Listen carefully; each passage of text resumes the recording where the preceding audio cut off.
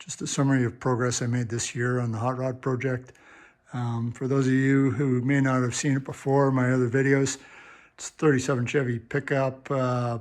It's got 38 sheet metal on the front, full tube chassis, mid-engine, obviously. It's got an Audi R8 transmission in the back. It's all-wheel drive, and that tranny's out of a V10 R8. So twin turbo EcoBoost engine. I've modified it, changed it from direct injection over to port. Did all that myself in the garage.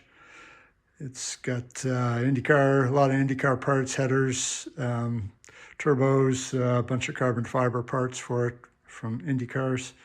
Also a NASCAR dry sump system from NASCAR and some the brakes as well. So lots of race car parts on it.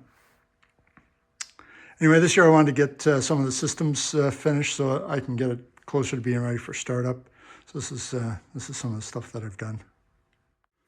I had the engine out of the chassis earlier in the fall, and I went through the engine just to make sure everything was fit for continued use. Looks pretty good inside. And I described making the serpentine drive for the front end. Anyway, that's how things look mounted up inside the cab. And I'll have a removable firewall in here for easier access to the front of the engine. So you can barely see the engine behind the mess of tubes and hoses, but a lot of the complexity came from the dry sump system. So we got a Auto Verity dry sump pump from NASCAR. It was going to be a really tight fit for the scavenge outlet from the pump to the headers. So I had to make this special fitting up here to route it away. Anyway, I got two scavenge lines come out from the pump through this coarse filter here is a 100 micron filter into the tank, and then there's the top line here is a vent line back to the well, this used to be where the high pressure fuel pump was, but I've capped that off and just used it for a breather return line. And then any excess air or combustion products going to be vented out through this catch can here through this top line.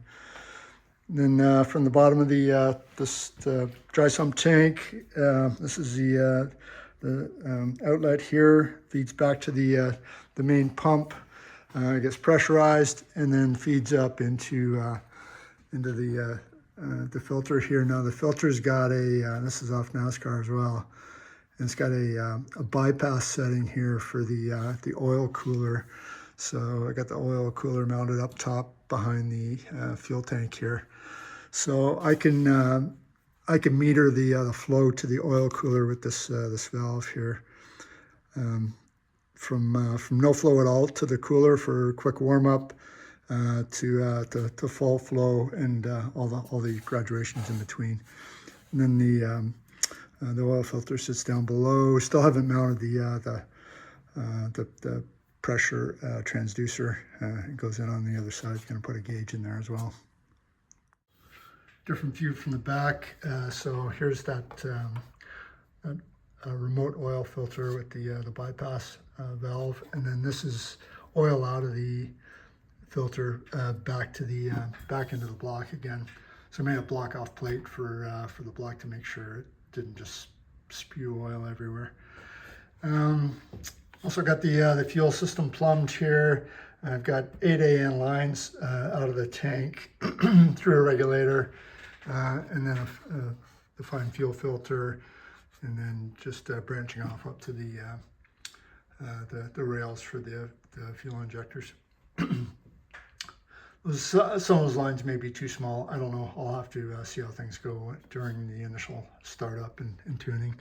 I may have to increase the size of those lines. And then I made these coolant tubes here for hot and cold coolant. So the thermostat, I've relocated it to the back here. It's actually under this block at the back here, and it's a small thermostat. It's out of a Honda Civic. Yeah, everything worked out fine there, and I got it plumbed over to the over to my radiator. So aside from that, waiting on a bunch of fittings. I wanted to pressure test the cooling system, but I got fittings lost in the mail here. They're special metric to AN fittings, and I can't pressurize the system without them, so busy waiting. And then for the turbos, I've got oil line in. These are coolant lines. That's out. Another one in on the other side. Again, I'm waiting for special metric to AN fittings to adapt everything to the block. So the block takes metric threads, and I don't feel like cutting a bunch of custom fittings for this when I can buy them cheap. The problem is they're stuck in the mail. So the project doesn't look a whole lot different than it did last year, except a lot of the work that I've done is maybe not as visible. So it's work inside the engine, and a lot of the plumbing work is kind of fussy stuff. I'd hoped to get the wiring harness started this year, but unfortunately that did not happen. So it's more work for next spring. Anyway, that's it. Thanks for watching.